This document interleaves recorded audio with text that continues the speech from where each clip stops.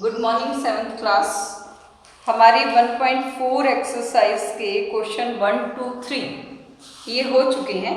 आज हम question number 4 to 7 करेंगे। 4 ही क्वेश्चन बचे हैं। आज इसको कंप्लीट कर देते हैं, आपका चैप्टर कंप्लीट हो जाएगा और कल से हम नया चैप्टर शुरू करेंगे। Okay, let us start.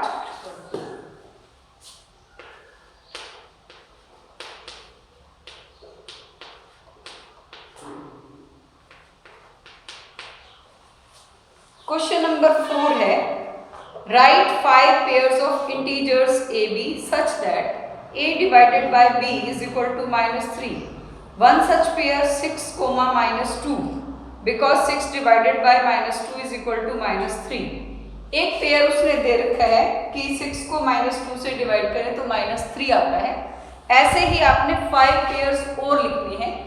दो नंबर्स लेने हैं, एक पॉजिटिव और एक नेगेटिव, ताकि आंसर आपका नेगेटिव आ जाए। ठीक है, अब देखिए उसने एक एग्जांपल दिया है 6 divided by -2 is equal to -3। ये उसने एग्जांपल दे दिया। देखिए मैं जरूरी नहीं है कि 6 डिवाइडेड बाय -2 है, -6 डिवाइडेड बाय 2 भी इसको लिख सकते हैं, तब भी आंसर -3 ही रहेगा। इसी तरह से और पेयर में बना देती हूँ। देखिए -9 को अगर 3 से डिवाइड करेंगे तो 3 3 9, तो भी -3 आएगा। और +9 को -3 से आप डिवाइड करेंगे तो भी -3 आएगा। हो सकता है ना ऐसे भी, 9 को 3 से डिवाइड करेंगे तो 3 आंसर आएगा। इसी तरह से और कोई मैं एग्जांपल ले लेती हूँ, 12 का ले लेती हूँ। 12 divided by -3 -4 is equal to 4 3 12, और -12 divided by 4 is also -3। Okay, 5 examples लेने थे हमने, 1 2 3 4 5। ऐसे ही 15 और 5 ले सकते हैं आप।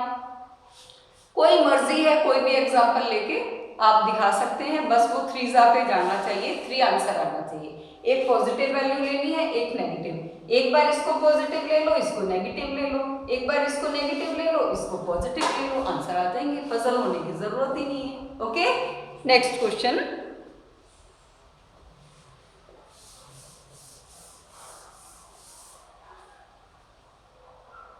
The temperature at 12 noon was 10 degree Celsius above 0 से 10 ज्यादा। टेम्परेचर उसने कहा है 12 बजे दोपहर का टेम्परेचर +10 डिग्री सेल्सियस था। If it decreases at the rate of 2 degree Celsius per hour until midnight, ये आधी रात तक 2 डिग्री सेल्सियस टेम्परेचर कम होता जाए अगर, at what time would the temperature be 8 degree Celsius below 0। देखिए बेटा, अबव 0 का मतलब है +8 और बिलो 0 का मतलब है 0 से 8 डिग्री कम, यानी -8 डिग्री सेल्सियस।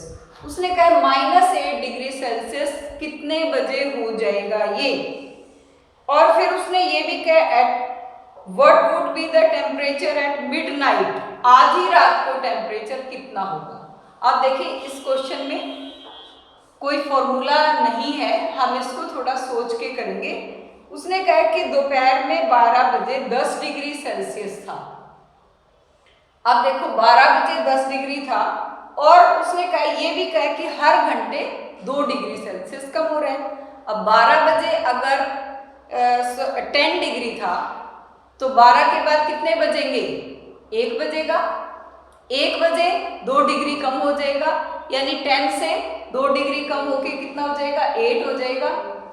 2 बजे 6 हो जाएगा, कम हो गया। 3 बजे 4 हो जाएगा, 4 बजे 2 हो जाएगा, और 5 बजे 0 हो जाएगा। तो हम क्या करेंगे, इसको इसी तरह से लिख सकते हैं, एट 12 नून टेम्परेचर कितना है, 10 डिग्री सेल्सियस। अब 2 डिग्री कम होता जा रहा है। अब 12 बजे के बाद 1 बजता है 1 PM, temperature 8 degree Celsius, 2 degree कम हो गया 2, 6 डिग्री हो जाएगा, 3 o'clock 4 डिग्री हो जाएगा, 4 o'clock 5 डिग्री हो जाएगा, और 5 o'clock, सॉरी 4 के बाद 2 लिखना है, 0 डिग्री हो जाएगा। हर घंटे में 2 डिग्री कम हो जाएगा। अब उसने कहा है कितने बजे, सॉरी 8 डिग्री सेल्सियस -8 कितने बजे हो जाएगा, 8 नेगेटिव। अब देखिए 0 के बाद -2, -4, -6, -8, यानी 6 o'clock कितना हो जाएगा ये -2 डिग्री, 7 o'clock कितना हो जाएगा -4 डिग्री, 8 o'clock कितना हो जाएगा -6 डिग्री, और 9 o'clock कितना हो जाएगा -8 degree. Therefore, at 9 PM, temperature will be -8 degree Celsius. Okay, फिर उसने कहा है कि What would be temperature at midnight, आधी रात को कितना हो जाएगा, आधी रात को यानी रात के 12 बजे कितना हो जाएगा। अब देखो दोपहर के 12 बजे कितना था 10 डिग्री, और रात के 12 बजे तक कितना हो जाएगा, दोपहर के 12 बजे से रात के 12 बजे तक पूरे 12 घंटे होते हैं, और हर घंटे में 2 डिग्री कम हो रहा है। तो हम लिखेंगे temperature decrease in 12 hours, -2 into 12 यानी कि -24 डिग्री सेल्सियस, -24 डिग्री सेल्सियस हो जाएगा। तो मिडनाइट को कितना हो जाएगा, therefore temperature at midnight, midnight में कितना हो जाएगा टेम्परेचर, पहले कितना था 10 डिग्री सेल्सियस, कम कितना हो जाएगा 24, तो -14 डिग्री सेल्सियस, इतना ये कम हो जाएगा। ओके, क्लियर, आ गया समझ में। एक और मेथड से हम इसको कर सकते हैं, इस क्वेश्चन को देखो बेटे, हमारे पास टेम्परेचर है 12 बजे का, 12 बजे हमारा टेम्परेचर 10 डिग्री सेल्सियस है, और 2 डिग्री के हिसाब से ये कम हो रहा है।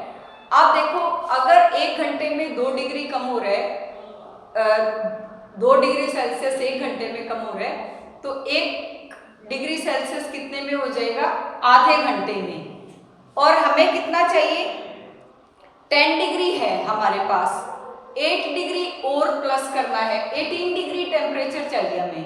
तो 18 डिग्री कितने में हो जाएगा, 1/2 इंटू 18, तो 9 आ जाएगा। तो हम उसको उस तरीके से भी कर सकते हैं, ये मैंने सिंपल बताया है। तो हम ये भी लिख सकते हैं टेम्परेचर डिक्रीजेस 2 डिग्री सेल्सियस। दूसरा मेथड मैं बता रही हूँ, ये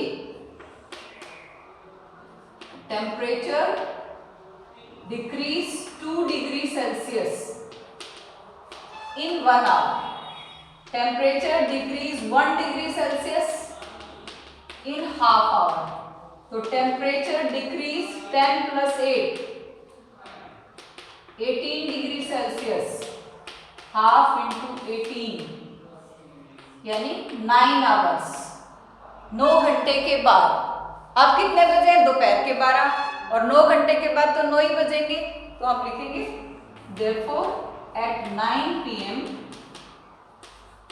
temperature will be -8 degree, 8 + 8 degree Celsius. और सेकंड पार्ट ये ठीक है, ये दोनों के लिए कॉमन है, ये भी कर सकते हैं आप, इस मेथड से भी कर सकते हैं और इस मेथड से भी कर सकते हैं। ओके, नेक्स्ट क्वेश्चन है हमारा, ये आपने पिछली एक्सरसाइज में भी किया था इसी टाइप से क्वेश्चन, वो नहीं है, थोड़ा सा अलग है। In a class test, +3 marks are given for every correct answer and -2 marks are given for every incorrect answer. पीछे की एक्सरसाइज में हमने बिल्कुल सेम ऐसा ही क्वेश्चन किया था, and no marks for attempting no question. Radhika scored 20 marks. Radhika को 20 marks मिले हैं. If she had scored 12 correct answer, how many question had she attempt incorrectly? अब पहले एक ही पार्ट करेंगे हम राधिका के लिए.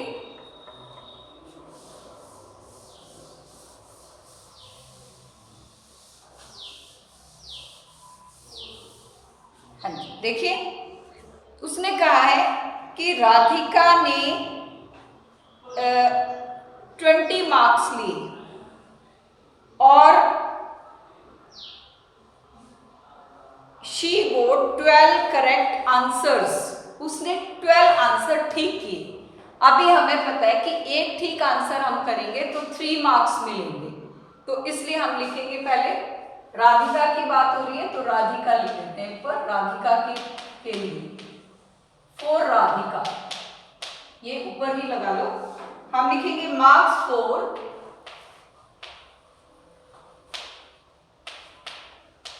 One correct answer. एक आंसर अगर ठीक है तो कितने मार्क्स मिलते हैं? 3.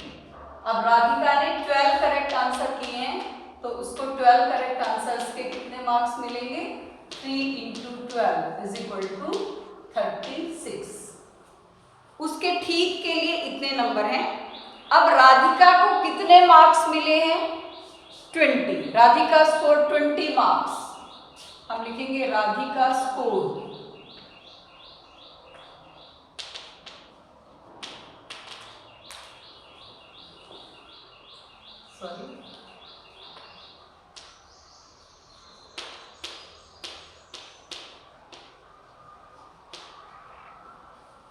अब उसने 12 क्वेश्चन किए, उसके लिए उसको 30 मार्क्स मिलने चाहिए, बट उसको तो 20 मार्क्स मिले हैं. इसका मतलब बाकी के क्वेश्चन उसने रॉन्ग किए हैं. तो इसलिए हम क्या लिखेंगे इसमें? देयरफॉर मार्क्स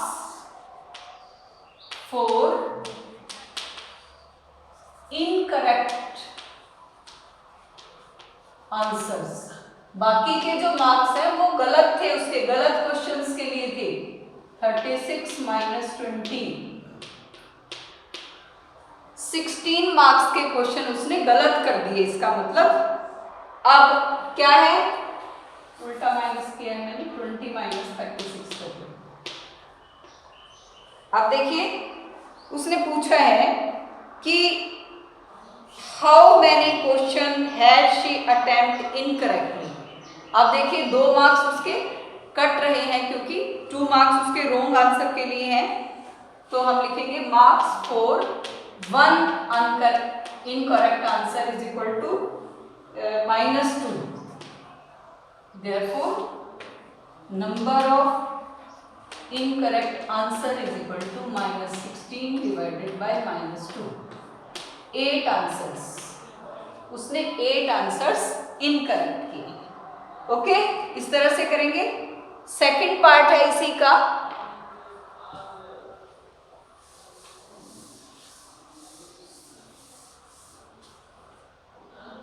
अब है मोहिनी.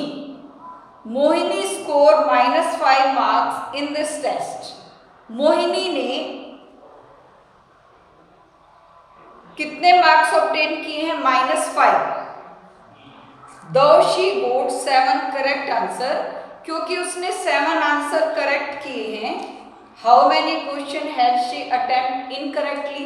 तो उसने रॉन्ग कितने किए हैं? अब सेम सिस्टम है. पहले हम करेक्ट आंसर्स के मार्क्स लिखेंगे. मोहिनी. अब हम मोहिनी की बात करते हैं. और मोहिनी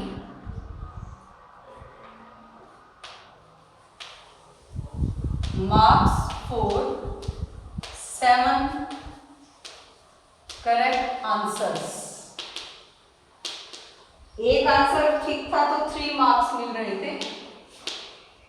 तो 7 है तो 21 मार्क्स. इतने मार्क्स मिलेंगे उसको 7 के. अब उसने कहा है कि शी स्कोर्स -5 मार्क्स. उसको -5 मार्क्स मिले. तो हम लिखेंगे शी स्कोर्ड -5 मार्क्स। मिले हैं इतने, जबकि टोटल मिलने चाहिए थे 7 करेक्ट आंसर के उसको 21 मार्क्स। इसलिए मार्क्स obtained for wrong या incorrect answers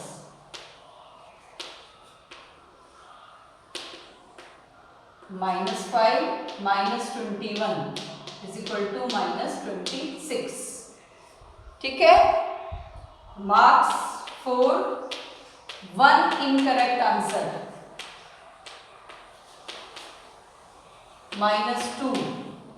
therefore number of incorrect answers -26 upon -2 is equal to 13। 13 question उसने गलत किए। Okay,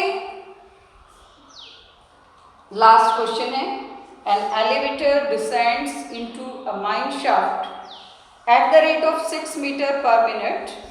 If the descent starts from 10 meter above the ground level, how long will it take to reach -350 meters? देखो, आपने देखा होगा जो mines हैं उनमें लोग जो एलिवेटर है उसमें से नीचे की तरफ जाते हैं। अब उसने कहा है जो माइन बनी हुई है ये जमीन से 10 मीटर ऊंचाई पे है और उसको -350 नीचे तक जाना है। इसका मतलब जो डिस्टेंस है 350 तो बिलो है और 10 अबव है, तो टोटल डिस्टेंस कितना हो जाएगा 350 + 10 यानी 360। तो इसको हम क्या लिखेंगे, टोटल डिस्टेंस कवर्ड। कितना डिस्टेंस कवर करना है 350 + 10 यानी कि 360 मीटर। और नीचे जाने के लिए स्पीड दे रखी है उसने 6 meter per minute, speed 6 meter per minute. therefore time, अब टाइम का फॉर्मूला आपको पता है, distance divided by speed. Distance कितना है 360, स्पीड है 6, तो कितना हो जाएगा ये 60 मिनट्स। और 60 मिनट्स को हम 1 आवर भी लिख सकते हैं क्योंकि 1 घंटे में 60 मिनट्स होते हैं, तो इसका आंसर क्या आ जाएगा 1। ओके, ये क्वेश्चन आपके हो चुके हैं, 7 क्वेश्चंस हैं, एक्सरसाइज कंप्लीट हो चुकी है। आज आप सभी एक्सरसाइज अपनी रफ कॉपी में करके देखेंगे। कोई प्रॉब्लम है तो मुझसे फ़ोन पे पूछ सकते हैं, कांटेक्ट कर सकते हैं। Thank you, have a nice day.